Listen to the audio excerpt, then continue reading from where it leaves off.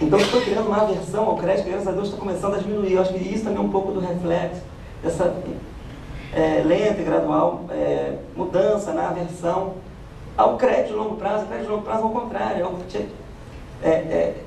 ao invés de você precisar se descapitalizar totalmente, né? Eu já trabalhei lá no BNDES na área que recebe os projetos assim, a porta de entrada, chama DEP, Departamento de Prioridade. Eu recebi algumas empresas, era curioso. Eu recebi as empresas e ela me mostrava o que ela estava fazendo, etc. E eu olhava o balanço dela e falei, pô, esse balanço não dá, né? Você está sem nada, cara, você está totalmente descapitalizado. Ah, não, mas é que eu já investi nisso, daquilo, eu fiquei sem nada, aí pô, o mercado deu uma balançada e vai ficando nessa situação. Eu falei, pois é, nessa situação ruim, qual banco vai te emprestar? Nenhum. Agora, se você tivesse, em vez de se descapitalizar todo, vindo aqui no banco antes de fazer esses investimentos todos, você não ia tomar tanto tranco do problema que você teve de oscilação das vendas, porque o crédito do banco é de longo prazo, tem um custo bom, e você poderia estar pegando o segundo crédito agora, entendeu? Então, no Brasil, eu já peguei muitos empresários que se orgulham. Eu tenho isso tudo aqui e nunca tomei um crédito. Isso é fator de orgulho no Brasil. Nunca tomei nenhum crédito na minha vida. Já li isso várias vezes, já ouvi isso de muitos empresários. Deveria ser uma lógica típica capitalista. Isso não é orgulho nenhum. Pelo contrário, ele está deixando de investir mais, né? Qualquer livro bobo de análise financeira, a alavancagem é um indicador positivo, né? Não é aqui é visto como dívida, como problema, como encrenca. Isso aí é só para dar conta aí do tamanho do BNDES, inclusive comparando as organizações parecidas, né? O BID é o Banco Mundial e o BID é o Banco Interamericano de Desenvolvimento. Vocês verem pelo número de desembolso ali embaixo em dólar, o BNDES desembolsou em 2009 mais do que o dobro da soma do BID, Banco Interamericano, com o BID, com o CAF, que é a Corporação Andina de Fomento da América do Sul. É muito dinheiro, né? Comparativamente, inclusive, com os bancos. Esse desembolso dessas entidades no Brasil ou desembolso geral? No mundo. No Brasil, é uma parcela pequenininha disso. Pequenininha. Eles desembolsam muito menos no Brasil, até porque tem o BNDES. Outros lugares que não tem BNDES, eles são mais solicitados.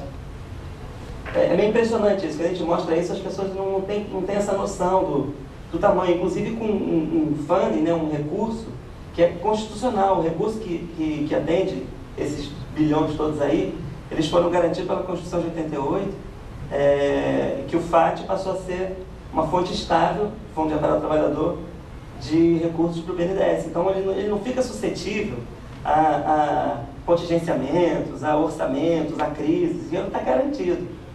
Né? Então é uma instituição muito sólida, muito importante para a economia brasileira. Inclusive esse aumento enorme, monstruoso que a gente teve em 2009, estão vendo? De 90 para 137, teve a ver com a crise, uma situação de crise, que o mercado secou de crédito, os bancos privados todos tiraram o time de campo, estavam morrendo de medo O BNDES faz o quê? Ele inverte, ele começa a lançar produtos para inflar o mercado, para compensar a queda na liquidez dos bancos privados.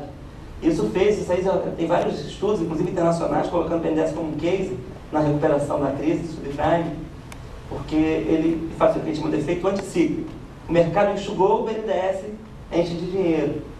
Quando o mercado está muito líquido, a tendência é a gente diminuir o nosso desembolso. Ele tem esse papel de colchão, de atenuar a economia. É muito interessante assim, essa função, vamos dizer assim, macroeconômica do BNDES.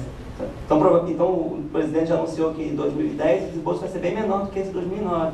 Com a crise já sendo razoavelmente solucionada, a tendência é que a gente desembolse menos. Mas chega de falar desse papo de macroeconomia e não se não estão aqui para ouvir isso. Só para dar uma ilustração básica assim, da nossa instituição. Como é que foi a trajetória do BNDES na cultura como um todo, né? Até a década de 90 não existia nada. O BNDES só fazia investimentos tradicionais, típicos, daqueles da função tradicional histórica dele. Ele começa a se mexer alguma coisa em cultura quando surgem as leis de incentivo da década de 90, a lei Rouanet e a lei do audiovisual. Como o BNDES desembolsa muito e ele é lucrativo, ele também faz jus a ser um utilizador de lei Rouanet. Ele tem, apesar de ser da União, tem a norma de boa conduta, de gestor público, a gente tem que utilizar todas as vantagens que são concedidas para todas as empresas privadas, públicas. Nós somos uma delas, então a gente tem lei Rouanet para utilizar recursos de incentivo fiscal. E aí o banco decidiu, em 95, começar a usar esses recursos de incentivo fiscal num edital anual de produção cinematográfica.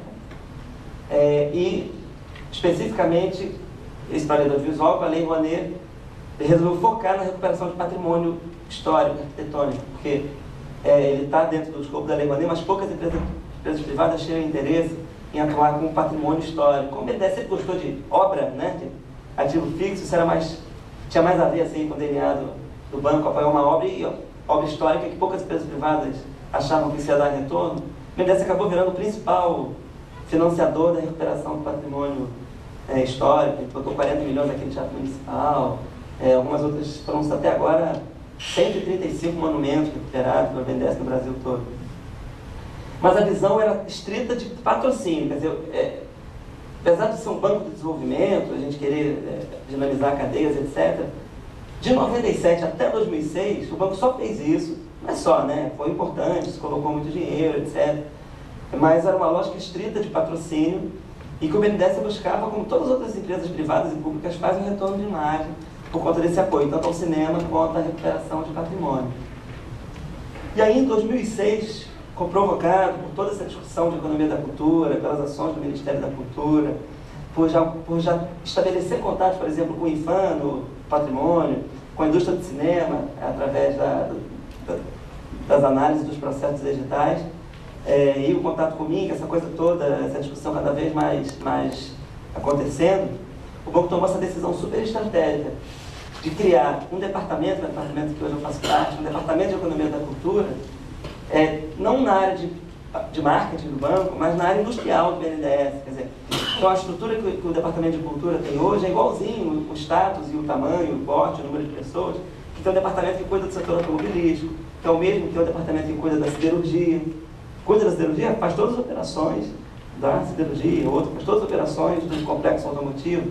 Nós fazemos todas as operações da economia da cultura, tendo o mesmo status, a mesma posição na hierarquia do banco. Isso é bastante ousado, muita gente, inclusive dentro do banco, não entende isso, né? Está falando de indústrias culturais, e aí tem todo o trabalho comigo que tem feito de tentar levantar estatística, mostrando que o setor cultural, agregadamente, talvez seja maior até do que o têxtil, seria 4% a 5% do PIB brasileiro, etc. Para mostrar que a gente não está brincando aqui, né? É um vetor de desenvolvimento econômico, e como tal tem a ver com a visão do banco, né? Isso em 2006 a gente tomou essa decisão, e também se tomou a decisão de inicialmente limitar a atuação ao setor audiovisual, que era o setor que a gente já trabalhava com os editais anuais de cinema. Então, de 2006 a 2009, o banco só fez operações, eu vou falar um pouquinho delas depois, que elas vão servir de inspiração e exemplo para a gente falar em música. O banco se limitou a trabalhar com audiovisual, e em 2009, no final do ano passado, a gente lançou, vamos dizer assim, a extensão desse programa chamado Procult, de financiamento, que passa a incorporar outros setores, dentre os quais o setor fonográfico e o setor de espetáculos ao vivo também. Vou passar, por favor. Então, o que eu falei, né, 2006 muda o enfoque que era só de patrocínio passa a ser um enfoque de desenvolvimento, que passou a ser de uma atividade acessória ao banco, uma atividade fim do banco. O BNDES serve para desenvolver economicamente o país. E a gente começou a atuar nesse setor como faz em todos os outros setores. Como analisando as cadeias produtivas. Por isso que eu sentei com os Excelsior lá e ficamos, como é que funciona isso e aquilo, como é que é a cadeia, quem é que vende para quem é que ganha aqui, quem é que ganha. A gente quer entender profundamente as cadeias para poder entender que lacunas que o BNDES pode suprir. Esse ainda continua sendo o desafio nosso, especificamente do setor fonográfico. Como é que a gente vai poder fazer alguma diferença, né, via os instrumentos que a gente tem, né, esse volume boçal de recursos que o BNDES possui. Se é que a gente pode fazer alguma coisa, mas se a gente pode, o que a gente pode fazer que crie algum caminho para esses setores da economia da cultura que a gente está se propondo a incorporar e atuar. Então, foco sempre na cadeia produtiva, tentando entender toda a cadeia desses segmentos culturais que a gente atua. Cadeia, produção, distribuição, exibição, né? Usando os recursos reembolsáveis, né? E mantendo o uso da renúncia fiscal. A gente começou, inclusive, a usar recursos de renúncia fiscal, não só, mesmo renúncia fiscal, que é fundo perdido, tentando dar a eles um uso de estruturação de cadeia.